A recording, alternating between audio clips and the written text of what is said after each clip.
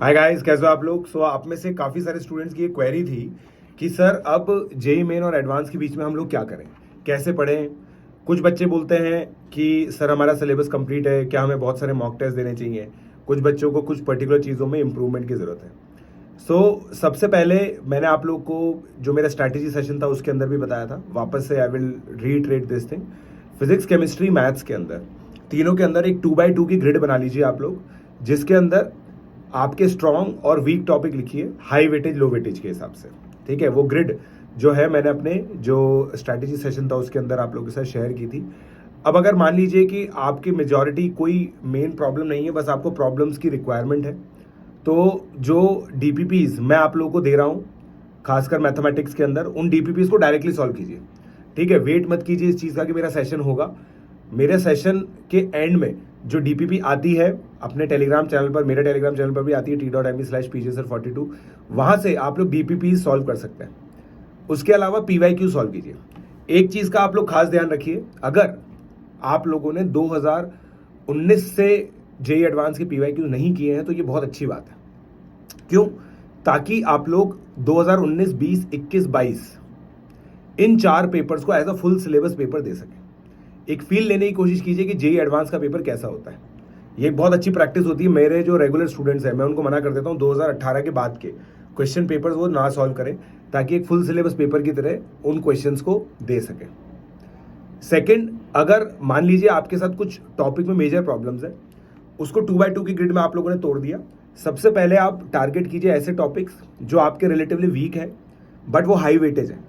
Mathematics के अंदर ऐसे टॉपिक्स प्रोबेबिलिटी है, वेक्टर 3D है, कॉम्प्लेक्स नंबर है, जो स्टैंड अलोन 3 टॉपिक्स हैं। इसके लिए कुछ आपको मेजर बैकलॉग की रिक्वायरमेंट होती है। जैसे डेफिनेट इंटीग्रेशन भी हाई वेटेज टॉपिक है, बट डेफिनेट इंटीग्रेशन के लिए आपको फंक्शंस की बहुत अच्छी समझ होनी चाहिए, डिफरेंशियल कैलकुलस की भी समझ होनी चाहिए, फिर उसके बाद इनडेफिनेट इंटीग्रेशन की समझ होनी चाहिए। उसके पीछे का पहाड़ बहुत बड़ा है।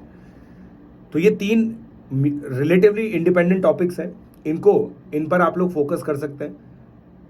ऐसे ही फिजिक्स और केमिस्ट्री के अंदर भी आप लोग कीजिए। फिजिक्स और केमिस्ट्री के अंदर जैसे ज्योमेट्रिकल ऑप्टिक्स हो गया, इसको आप लोग अलग से इजिकल टॉपिक मान सकते हैं, जिस पे आप लोग फोकस कर सकते हैं। और ऐसे ही केमिस्ट्री में भी आप लोग कीजिए।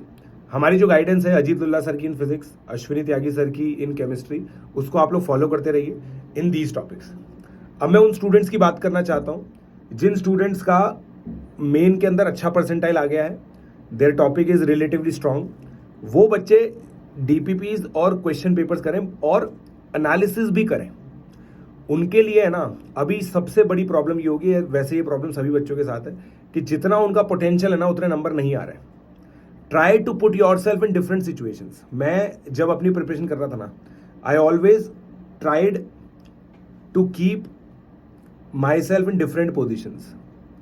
जैसे मैंने पहले कभी फिजिक्स अटेम्प्ट कर लिया, कभी केमिस्ट्री अटेम्प्ट कर लिया। इवेंचुअली मैंने एक सॉलिड स्ट्रैटेजी बना ली थी एंड तक आते आते। वो ये थी कि मुझे केमिस्ट्री पहले अटेम्प्ट करना है, फिर फिजिक्स अटेम्प्ट करना है, फिर मैथ्स अटेम्प्ट करना है। And I used it thoroughly. जब फाइनल जेई एडवांस का पेपर था ना, उसके अंदर भी मैंने फाइनली यही चीज़ की। तो आप लोग भी दोस्तों एक पैटर्न बनाइए किस ऑर्डर में आप अटेम्प्ट करते हैं, और फैमिलियरिटी आप अपनी प्रिपरेशन के अंदर लेके आइए। फैमिलियरिटी क्या होती है, आप सोच के देखिए जेई एडवांस के दिन क्या होगा।